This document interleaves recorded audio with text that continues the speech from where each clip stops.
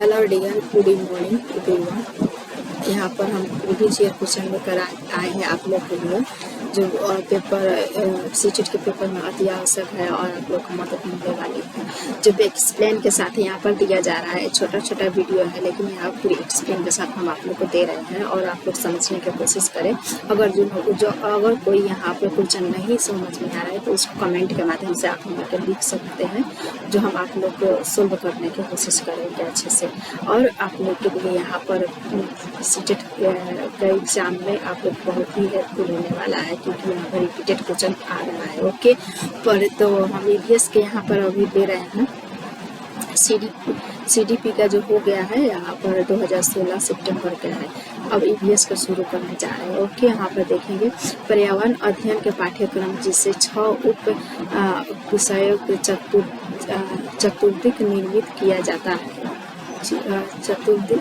चतुर्दिक निर्मित किया गया है में पौधे और पशु को जानबूझकर परिवार और मित्र उप विषय का अंतर्गत सम्मिलित किया गया है। इसके लिए निम्नलिखित में से एक कारण को छोड़कर शेष सभी कारण को हो सकते हैं। वह एक कारण कौन सा है जिसको हमको छोड़ना है? यहाँ पर एक कारण को छोड़ना है। ओके, यहाँ पर देखेंगे एक को हम नेगेटिव मानेंगे, तो कौन सा इसमें से है? जैसे आपको पशु और थीम के बारे में यहाँ पर थीम से एक क्वेश्चन उठाया गया है और बताया है समाजीकरण और सांस्कृतिक संदर्भ में पौधों और पशुओं के स्थान निर्धारित करने में विद्यार्थियों को सहायता मिलता है। 2 नंबर बताया है इस बात को उभारना कि किस प्रकार मनुष्य एक दूसरे से घनिष्ठ संबंधों को साझा करते हैं। पर्यावरण और मनुष्य दोनों में बहुत ही घनिष्ठ संबंध है, आप लोग सब जानते भी हैं। कि इस बात को उभारना कि किस प्रकार कुछ समुदायों के जीवन के और आजीविकाएं विशेष पशुओं या पौधों से घनिष्ठ रूप से जुड़े हुए हैं। गांव में तो फ्रेंड्स यहाँ पर देखेंगे पशु और पौधे से ही अधिकांश जीविका चलता है। यहाँ पर विद्यार्थियों को विज्ञान और दृष्टिकोण से पौधों और पशुओं को समझने में सक्षम बनाना है। तो यहाँ पर सबसे कम और महत्व यहीं पर 4 है हमारा, जो सबसे कम महत्व देता है। ओके, बढ़ेंगे क्वेश्चन नंबर 2 की तरफ।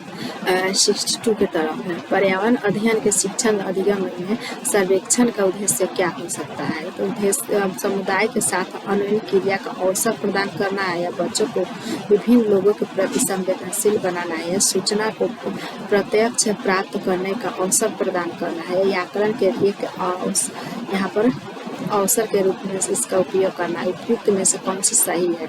यहाँ पर ऑप्शन दिया है ABCD, यहाँ पर उस आप लोग को पता करना है कि कौन सा यहाँ पर सही है। ओके, हम यहाँ पर देखेंगे कि हमारा क्वेश्चन के आंसर सभी सही है, A, B, C और D सभी सही है। रहेंगे 63 की तरफ। यहाँ पर क्या कह रहा है? 63 से 65 में लिखित अवतरण पर आधारित क्वेश्चन। शिक्षक के द्वारा प्रदर्शित एक कटोरे में पानी उबालने और उसका वाष्पीकरण हो जाने के प्रयोग को देखने के बाद 7 या 8 वर्ष के बच्चे के द्वारा दिए गए उत्तर इस प्रकार से है।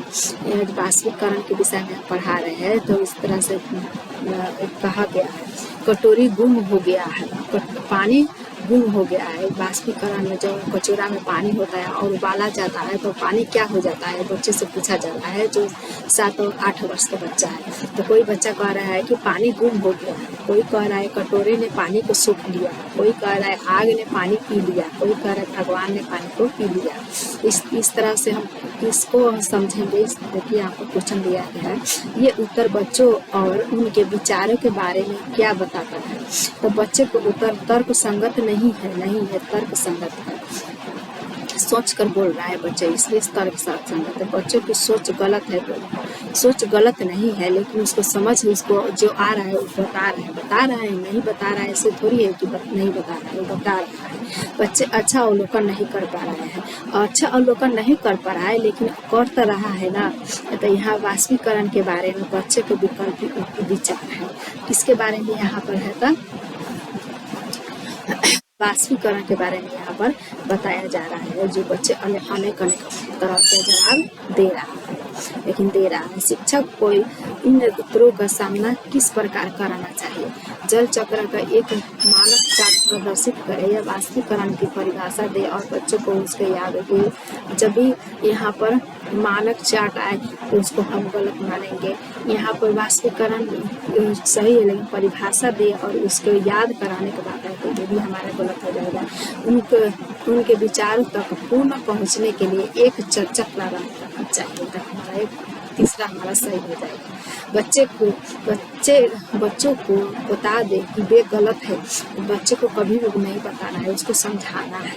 वास्तविकरण विषय पर बच्चों की विविध सोच का आकलन करने के लिए निम्नलिखित में से कौन सा प्रश्न एक नमूना हो सकता है?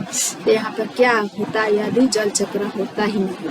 जल चक्र के क्रम में सोपानों की सूची बनाइए, जल चक्र का आरेख बनाइए और उसे नामित कीजिए या जल चक्र के 5 लाभकारी उद्देश्य दीजिए।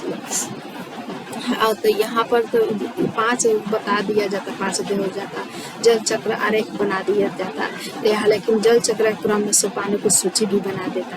लेकिन यहाँ पर क्या कर रहे हैं, क्या होता है यदि जल चक्र होता ही नहीं, जल चक्र नहीं तो होता तो बच्चे अपना अपना तर्क लगाएंगे, अपना सोच से अपने आंसर देने की कोशिश करेंगे। ओके, हमारे क्वेश्चन के आंसर यही है, सही हो जाएगा।